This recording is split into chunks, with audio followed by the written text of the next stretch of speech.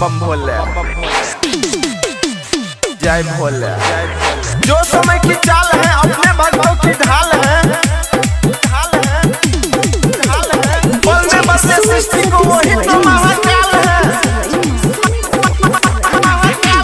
जल्दी लाओ चिलम दिलम भर के मारो गाजा में दम, आज है महाशिवरात।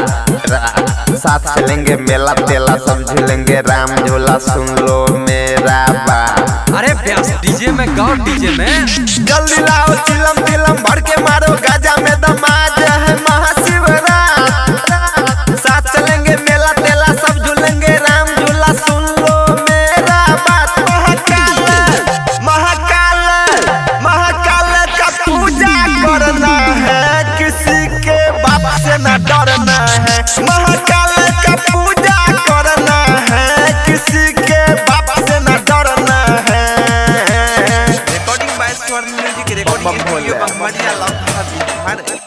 जय भोले जय भोले। काल मृत्यु वो मरे जो काम करे चंडाल का, काल भी उसका क्या करे जो भक्त है महाकाल का। किसी का एटीट्यूड नहीं अब सहना है, दुनिया में दबंग बन के रहना है। किसी का एटीट्यूड नहीं अब सहना है, दुनिया में दबंग बन के रहना है। महाकाल महाकाल महाकाल का पूजा करना है, किसी के बाप से न डरना है। महाकाल का पूजा करना है, किसी के बाप से न डरना है। अभी आप सुन रहे हैं सिंगर बम बम भोले जीवन सिंह के आवाज। जय भोले जय भोले।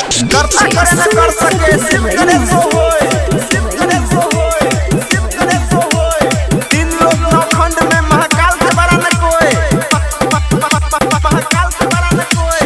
करे रंगदारी जो किसी को न छोड़ना है, गायक को जीवन से दोस्ती जोड़ना है।